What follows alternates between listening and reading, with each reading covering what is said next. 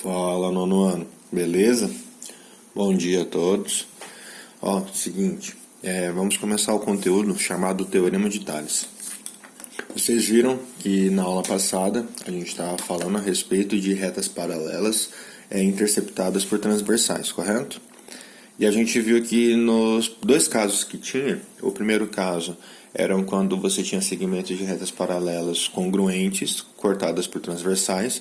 É como se eu tivesse essa distância aqui, um outro segmento passando exatamente aqui e tendo a mesma distância entre eles. A gente percebeu que os segmentos são proporcionais. Melhor que isso, além de proporcionais, são iguais, ok?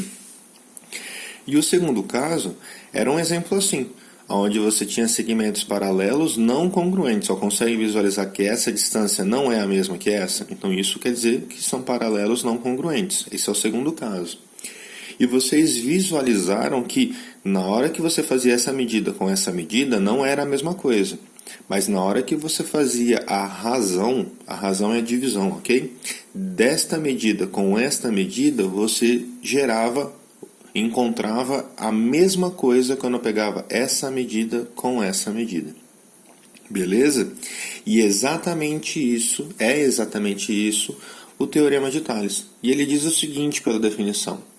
Quando um feixe de retas paralelos é cortado por duas transversais, as medidas dos segmentos determinados em uma das retas transversais são proporcionais às medidas dos correspondentes segmentos determinados na outra. Tudo bem? Então, professor, peraí. Você pode me traduzir o que seria então a escrita da definição do Teorema de Tales? Só recordando essa escrita, tudo bem? Esses símbolos com essas duas retas lado a lado significa paralelismo. Então, A é paralelo a B, que por sua vez é paralelo a C. Tudo bem? Já que é assim, o que quer dizer esse enunciado? Ele quer dizer o seguinte. Quando você tem uma razão entre lados, você pode afirmar que existe uma igualdade entre o seu correspondente. Como assim? Imagine o seguinte, está vendo essa distância AB? Eu posso simplesmente falar que a distância AB está para BC. O que é está? É a ideia da fração. Então eu posso escrever assim, a distância de AB, tudo bem? A distância de AB está para BC. Agora eu vou pegar o correspondente a eles. Quem é que é o correspondente a AB? Do outro lado? DE. Assim como, quem é o correspondente de BC? EF. Beleza? Então, é essa a ideia. Se eu peguei AB e depois BC, então, do outro lado da igualdade, eu vou colocar a mesma coisa. DE sobre EF. Professor, eu só posso pegar pedacinho? Eu poderia pegar tudo? Pode. E ainda nessa relação, você pode pegar até essa ideia da igualdade. Então, já que AB está para BC, assim como DE está para EF, eu podia simplesmente falar que AC, que é a distância inteira, percebe? Está para DF. Só que para não ficar muito complexo essa escrita, eu vou representar isso de uma outra maneira também. Vocês vão visualizar que existem várias maneiras de se escrever, só que algumas estão erradas, então é por isso que eu preciso que você preste atenção. Tudo bem em relação a isso? Professor, eu posso escrever dessa maneira, AB está para BC, assim como DE está para DF. Eu, quando aluno, preferi escrever dessa outra maneira, então eu tenho essa, ou essa daqui que eu vou escrever. O que eu fazia e faço até hoje? Eu falo assim, AB está para DE. Eu já pego o seu correspondente. Tudo bem? Então ficaria assim. AB está para DE. Assim como, agora eu posso pegar o outro. BC está para EF.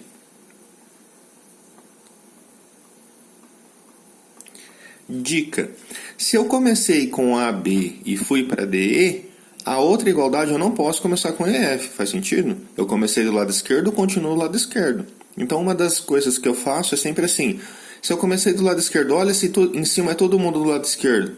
Olha assim embaixo, todo mundo do lado direito. Então tá certo. Tudo bem? E por fim, aquele exemplo que eu ia falar. Lembra que eu falei? AB está para DE, BC está para EF, AC, que é o total, está para quem? DF. Ok? Essa é uma outra maneira de se escrever a teoria dentro desse exemplo. Eu poderia simplesmente ter um outro traço aqui, ter mais segmentos, mas a ideia continua sendo a mesma. Fechou? Tranquilo? Mas professor, mas peraí, eu tenho 3 igualdades, e aí? Como que eu faço para resolver os 3 ao mesmo tempo? De maneira alguma. Você escolhe uma das para excluir e aproveita as outras 2. Mas como que eu vou saber qual que eu vou escolher? Você vai ter exemplos onde você vai ter valor numérico e um desses caras está faltando. Então, para tirar as dúvidas, deixa eu fazer um exemplo para ficar mais claro. Galera, ó, esse exercício é o exercício 2, está na página 62, é o item D. Vocês estão vendo aqui, ó, que eu tenho as 3 retas paralelas, R, S, T, e 2 transversais. Ó, percebe que eu não fui nomeando os pontos, tipo A, B, C, aqui no caso o A é o mesmo, né? Então ficaria D e E. Aqui ele já me deu o tamanho deste segmento, ok?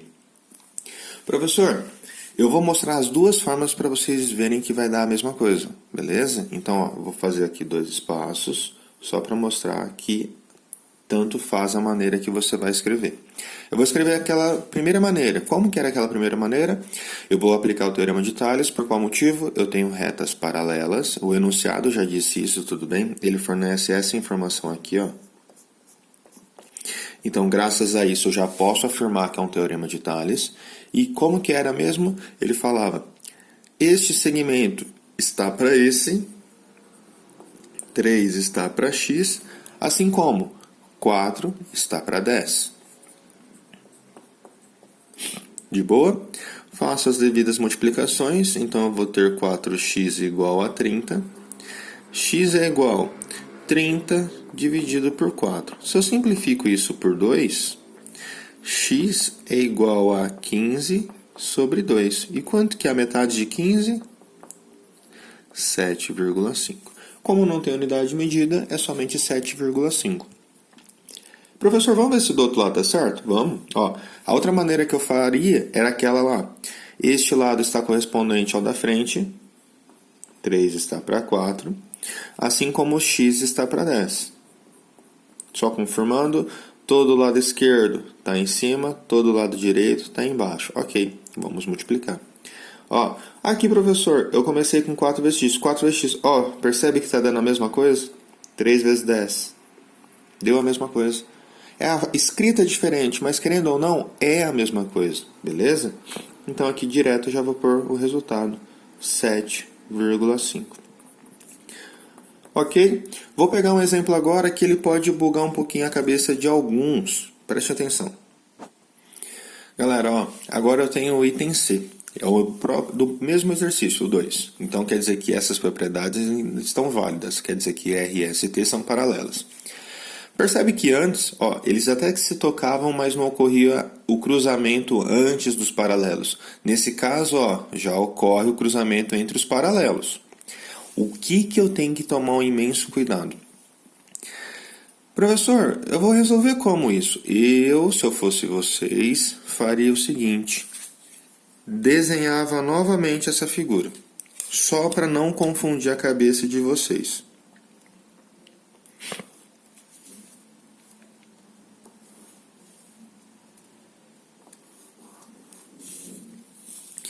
E nesse caso, o que eu faria? Uma das retas eu manteria a mesma. Por exemplo, aqui.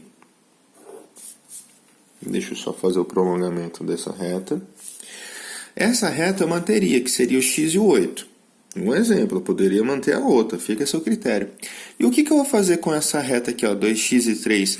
Eu vou jogar ela mais para a esquerda, tipo, vou transladar ela. Então é como se eu pegasse essa reta aqui, ó, e paralelamente jogasse ela mais para cá. Faz sentido? Porque ela continua sendo... Opa, deslizei aqui o papel.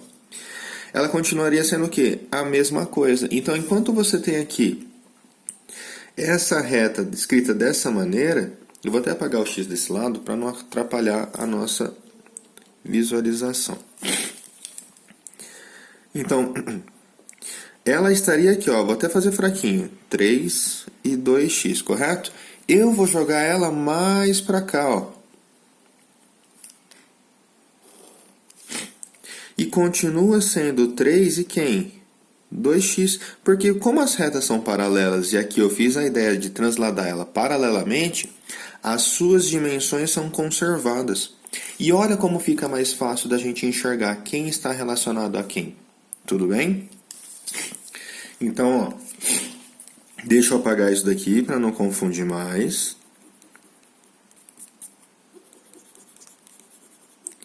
E agora era só resolver. Bom, professor, então vai ficar como isso? 3 está para x, correto? Assim como 2x está para 8. Nenhuma dúvida? Professor, resolvendo, ó, vou fazer isso para o lado, ok? Multiplico, começando pelo x, 2x vezes x, 2x ao quadrado. 3 vezes 8, 24. Beleza? Passo 2 dividindo, então vai ficar x ao quadrado igual a 24 sobre 2. X ao quadrado é igual a 12. Professor, eu vou passar a raiz. Se eu vou passar a raiz, vai ficar a raiz de 12. Fatora o 12. Era aquela coisa que a gente estava vendo nas aulas passadas. 12 por 2 dá 6, por 2 dá 3, por 3 dá 1.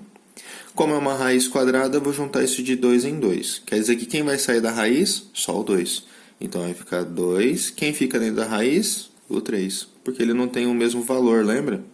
Como que eu sei que eu tenho que juntar de 2 em 2? Ó, quando não tem ninguém aqui no índice, vale quanto? 2. Beleza? Então a minha medida seria x igual a 2 raiz de 3. Professor, mas por que eu tenho que fazer isso? Se você faz direto, olha a confusão que você faria. Em vez de você escrever 3 está para x, 2x está para 8, aqui você teria provavelmente essa ideia. X está para 3, ó, já inverti, e 2x está para 8, mantive. Peraí, para ficar certo eu teria que estar escrito dessa maneira. Percebeu que você inverteu a ordem? É uma das coisas complicadas quando aparece um cruzamento. Então, o ideal é você fazer isso. Professor, mas eu enxerguei uma coisa. Eu poderia ter feito assim, ó. Essa reta está para essa, correto? Sim. E você mesmo tinha dito, pega os valores de uma reta, deixa em cima, o da outra deixa embaixo. Olha que da hora. 3 está para x, ok. Percebe que eu peguei dessa reta? Então, continuo. 2x está para 8. Então, nesse caso, cruza. Mas, para não ter essa dúvida, eu sempre... Opa! Bateu, volta. Eu sempre prefiro fazer o quê? Essa ideia, para ficar mais fácil. Bem, na minha opinião. Tudo bem? Pessoal, agora o que eu quero que vocês façam? Terminem o exercício 2. Claro, junto com o exercício 1, 3 e 4. Mais o 5 e o 6. Nossa, só isso. É só para aproveitar bem o final de semana. Fechou? Mentira, tem que ser antes. Vou pensar ainda a data de entrega. Tranquilo? Mas relaxa que eu vou mandar isso na descrição deste áudio e vídeo. Abraço a todos e até mais.